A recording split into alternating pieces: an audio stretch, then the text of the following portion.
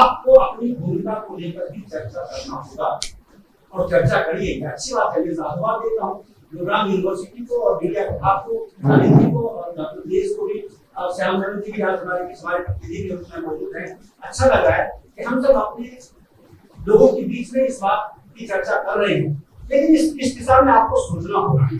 हम कुछ नहीं छोड़ते छापने के लिए, हो सकता है कुछ लोग कॉम्प्रोमाइज करते हैं, समाज में भी अच्छे और बुरे सब तरह के लोग हैं, तो मीडिया में भी कई बार व्यक्ति साहस कर पाता है, कई बार साहस नहीं कर पाता।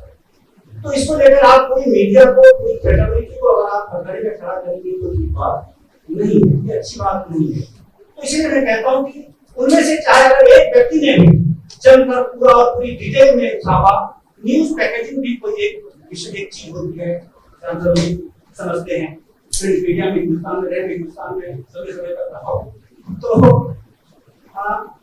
न्यूज पैकेजिंग यानी, और इसकी परिकल्पना इंडियन एक्सप्रेस ने बड़ी अच्छी की कि एक जिस चीज को कोई ऐसी घटना होती है, उस घटना को उस दिन ही इतनी विस्तार में सारे दृष्टिकोण से एक ही बार में आपको सेक्शन में इतना छाप दो कि कुछ बचे नहीं, कुछ ऐसी चीजें कहने के लिए। तो इस प्रकार के अखबार भी हैं इस देश में, आज भी हैं, पहले भी थे, लेकिन समाज समझ कर भी समझना नहीं चाहता। ये मेरा आरोप है, बहुत स्पष्ट बोल रहा हूँ। इसीलिए मैंने सोचा कि कुछ अगर समाज के लोग हमारे बारे में बोलेंगे, उसके बाद मैं बोलूं तो ज्यादा अच्छा रहेगा। उनके मन में क्या विचार हमारे प्रति है, तो मैं जानना चाहता हूँ, क्योंकि इस प्रकार के आमने सामने की कहानी बहुत कम देखने को मिलती है। तो इसीलिए तो आप मैं ये कहता हूँ कि आप समझकर भी समझना नहीं चाहते, क्यों ऐसा है?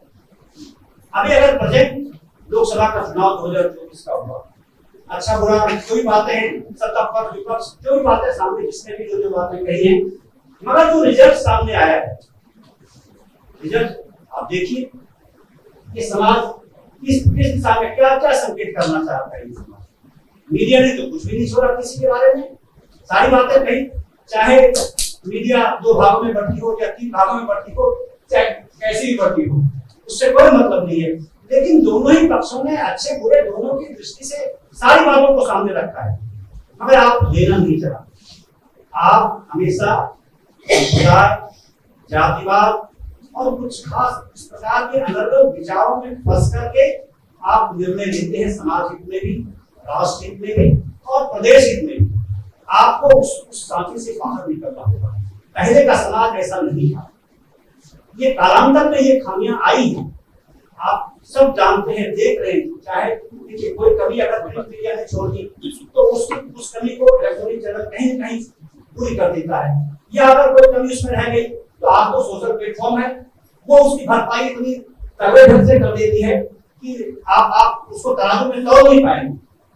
लेकिन उसको जानने के बाद भी आप विश्लेषण नहीं करते, आप सही निर्णय नहीं लेते हैं, आप उसका ग्रहण नहीं करना चाहते। अमित देहरा जी ने भी बहुत सही बातें कही है और मैं इस बात से सहमत हूँ। के चौहान जी की बातें कही हैं, जो इशू उठाया है, ठीक है, हम कहना चाहते हैं, हम तो ये कहते हैं कि हम वो पत्रकार हैं कि हम हमेशा अपने सिर पर कफन बांधकर पत्रकारिता करते हैं, और यही होगा, हमारी पीढ़ी यही करती है, आज भी है, आज भी इसकी कमी नहीं है, आज भी पत्रकार की कमी नहीं है। मैं जानता हूँ संजय यादव को, यह से जिस तरीके से क्राइम रिपोर्टिंग में और क्या प्रतियोगिता उस वक्त चलती थी अखबारों में, एक खबर एक दूसरे से कोई ऐसी अगर छूट जाए तो उसको लेकर के किस तरीके से अंतर चलाते थे, प्रेसिडेंट एडिटर और न्यूज़ एडिटर किस तरह से चलाते थे। तो इन हाउस जो जवान जी ने संकेत किया कि इन हाउस भी हंटर करते हैं हम पर, और आउटसाइड का भी हंटर हम पर चलता है। मगर दुर्भाग्य है, प्रोफेसर देश में पॉइंट आउट करना चाहता हूं, क्योंकि शिक्षा नीति आप यहाँ हैं और आपने मीडिया प्रभाग जिसने आयोजन किया है, दिक्कत ये है पत्रकारिता में अगर आप डेफिशिएंसी की बात आप करते हैं, वो डेफिशिएंसी कहाँ से आती है? वो डेफिशिएंसी आती है कि जब आज जो पत्रकार बना रहे हैं कम्युनिकेशन डिपार्टमेंट में, उसमें मैक्सिमम जो टीचर्स हैं वो उन्होंने इन हाउस में काम नहीं किया। पूरा मत मानिएगा, क्योंकि आपने मैं अगर मेरी आपको आलोचना में स्वीकार करने को तैयार हूं, इसलिए मैं बात आपसे ये कह रहा हूँ कि आज मैक्सिमम टीचर्स जो है इंस्टीट्यूशंस में, जहाँ कहीं चाहे वो प्राइवेट हो या कहीं भी हो, वो सब के साथ इन हाउस उन्होंने काम भी किया है। और जब उन्होंने इन हाउस काम नहीं किया, वो प्रोफेसर बनकर बैठे हुए हैं, वो आज के बच्चों को क्या पढ़ाएंगे? वो ज्ञान नहीं दे सकते जिसकी आवश्यकता आज प्रिंट मीडिया इंडस्ट्री को है, इलेक्ट्रॉनिक चैनल्स को जिसकी आवश्यकता है, वो नहीं दे सकते इस बात को। क्या ये चीजें बड़ी कमी है आज की तारीख में। तो वहां वो डेफिशिएंसी आती है क्योंकि उसकी समझदारी उस हिसाब से नहीं हो पाती। जो समझदारी हम लोगों को अंतर मार के सिखाया गया पत्रकारिता में, टाइम्स ऑफ इंडिया में या और हिंदी एडिशन में भी, ये जहाँ कहीं किस तरीके से सिखाया गया, तो इसीलिए कहता हूँ वो एक डेफिशिएंसी है। तीसरी बात मैं कहना चाहता हूँ मैनेजमेंट की बातें, क्योंकि कुछ बातें आप लोगों ने नहीं सुनी होगी, वो चीजें आपको नहीं आती है, तो मेरी जिम्मेदारी बनती है कि मैं जरूर आपके सामने रखूं। नवारा टाइम्स के चीफ एडिटर हो चुके हैं विद्या निवास मिश्र, आज नहीं है वो संसारी, वो सब पत्रकारिता जगत के मुधम्मी लोगों में से थे, और उनसे टाइम्स ऑफ इंडिया के तब के मालिक अशोक साहू जी जब उनको मिलना होता था उनसे, तो उनको चिट्ठी लिखकर उनसे समय मांगते थे कि मिश्र जी मैं आपके साथ चाय पीना चाहता हूँ, आप अपनी सुविधा अनुसार मुझे समय बताएं तो मैं आपके पास चाय पीने के लिए आऊंगा। तो ऐसे पत्रकारों के संरक्षण में हम लोग पले बढ़े हैं और हम लोगों ने काम किया है, हमने देखा है वो जमाना। लेकिन आज का मैनेजमेंट ये कहता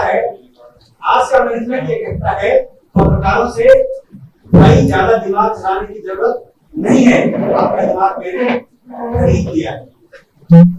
आप समझिए, को भी आप समझिए, साथियों की जो समस्या है उसको भी समझिए। आजीविका का भी साधन सामाजिक दृष्टिकोण रख करके हम पद पर नहीं सकते, हम जीवित नहीं रह सकते, तो उसमें आप संजीवनी का काम आप कर सकते हैं। वो कैसे करते हैं, आपका क्या योगदान है, कभी इस पर भी चर्चा करें कि इसको जिंदा रखने के लिए, हम जैसे लोगों को जीवित रखने के लिए आप क्या करते हैं, क्या भूमिका आपकी रही है? केवल अखबार पढ़ करके आप जागरूक बन जाइए, यही योगदान है आपका? नहीं, मैं नहीं समझता ये केवल आपका योगदान है।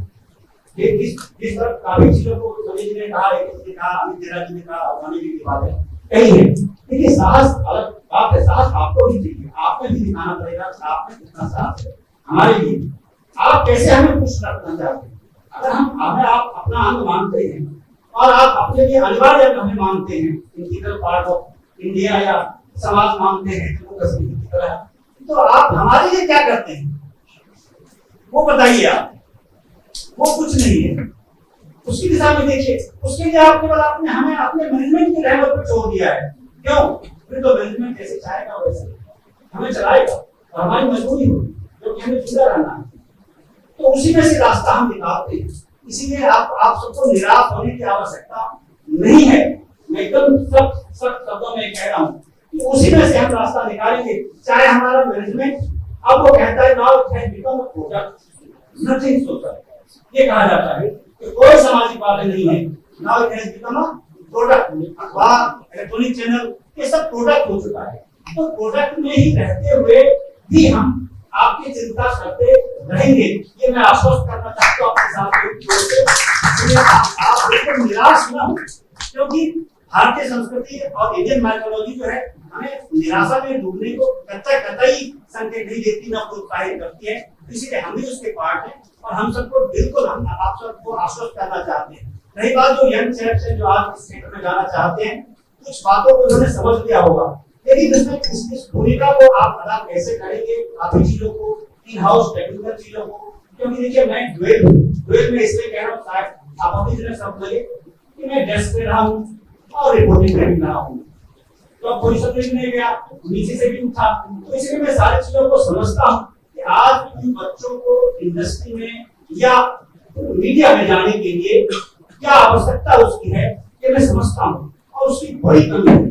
ये बहुत अनफॉर्चुनेट बात है कि देखिए मैं टाइम्स ऑफ इंडिया में रहते हुए या दैनिक जागरण में था, रास्ता में से निकल रहा था, तो उसने अनिल जी बैठे हैं, पूछिए, जब मैं इनका गुरबान का पेज देखा करता था दैनिक जागरण में, तो मैं कह रहा हूँ कि उनको टेक्निकली साउंड करने की बड़ी जरूरत है, सुरक्षितली उनको ये समझाने की जरूरत है कि क्या वास्तव में पत्रकारिता है क्या चीज। दूसरी चीज है कि आप थोड़ा सा ये समझिए कि हमारी भूमिका दारोगाबाजी नहीं है। मैं समाज के अंग से कहना चाहता हूँ कि आप हमें दारोगा मत समझिए समाज का, हम तो केवल एक कम्युनिकेटर हैं कि सत्ता पक्ष ने या विपक्ष ने या समाज के किसी भी अंग ने जो बातें कही उसको एज बिना मिर्च मसाला के हम आपके सामने रख देना चाहते हैं। आपकी आप समाज को निर्भर करता है कि समाज उसको किस तरीके से लेता है, उसको विश्लेषण करके वो अच्छा या बुरा देखना और उसको ग्रहण करना या नेगलेक्ट करना, ये उनकी जिम्मेदारी बनती है। तो इसीलिए हम तो केवल और केवल हमारी भूमिका इतनी हुई थी। गलतियां हमसे वही होती है जिसको लेकर आप सवाल खड़े करते हैं, आप जो बहुत सारी बातें होती हैं, गलतियां इतनी सी केवल होती है कि हम जो बातें कही गई हैं उसमें अपनी ओर से जब हम ऐसा डाल देते हैं कि वो खराबी, वो पत्रकारिता नहीं है।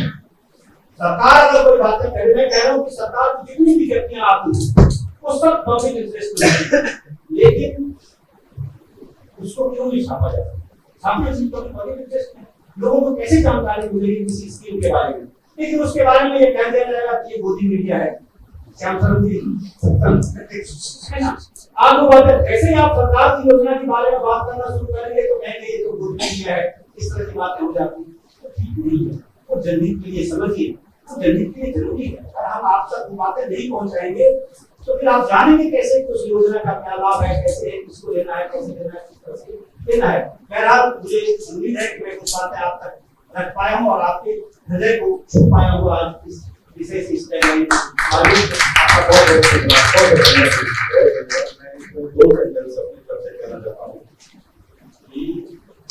राजनीति का ध्रुवीकरण तो हुआ है, लेकिन मीडिया हाउस का भी तो ध्रुवीकरण। जैसा आपने कहा कि हम कहते हैं गोदी मीडिया, ये शब्द कहते हुए भी तो हम किसी की गोदी में बैठे